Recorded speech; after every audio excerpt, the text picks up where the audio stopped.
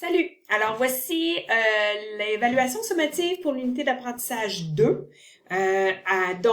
Ici dans Évaluation pigeonnier, vous allez retrouver justement... Oh, laissez-moi vous le mettre Donc on recommence. Évaluation pigeonnier. Vous allez voir le pigeonnier ici, résolution de conflit. Vous cliquez dessus. Et là, vous allez voir les instructions, important de les lire. Choisissez l'une des 3 scènes de conflit sur le module scène de conflit. Donc, je vais vous montrer dans quelques instants. Donc, vous choisissez l'une des scènes et ensuite, vous répondez aux questions suivantes. Vous pouvez faire votre travail de façon individuelle ou avec une autre personne. Si vous le faites avec une autre personne, vous devez m'indiquer le nom de cette personne-là et c'est une soumission par groupe. Ensuite, je vais juste transférer la note.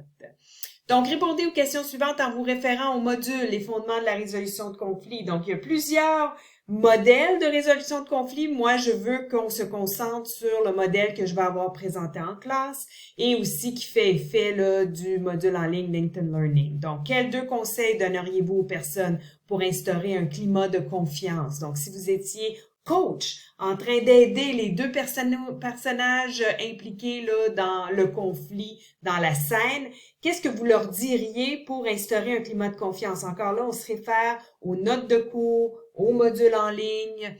Quelles 2 questions de diagnostic, donc elles doivent être ouvertes, suggérez-vous à l'un des personnages de poser à l'autre? Donc seulement un des 2. Quelles sont les 2 questions que vous suggérez? Le but de ces questions ouvertes est d'en apprendre plus ce que vit l'autre personne. Fait que pensez à ça. Quand vous allez développer vos questions, on veut faire parler l'autre personne pour mieux comprendre ses besoins et la source du problème.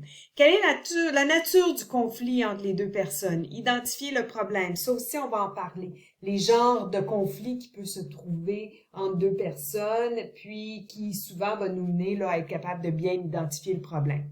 Ensuite, on a 2 questions sur l'intelligence émotionnelle, donc en vous référant au matériel, donc les 4 cadrans, hyper important que vous vous référez au matériel de classe. Nommez 2 émotions vécues par chacun des personnages dans l'échange. On va voir une grande liste d'émotions. Je veux que vous alliez un peu ailleurs que les émotions là, typiques comme colère ou tristesse. Essayez de nommer l'émotion le plus précisément possible. Et finalement, comment est l'intelligence émotionnelle de chacun des 2 personnes? Basse, bonne, excellente. Pourquoi vous dites ça?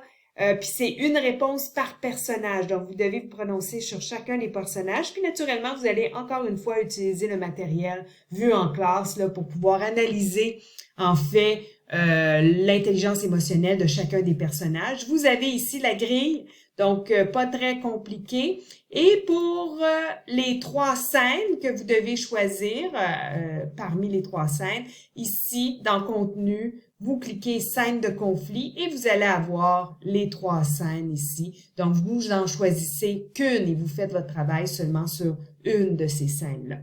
Alors, voilà. Ciao!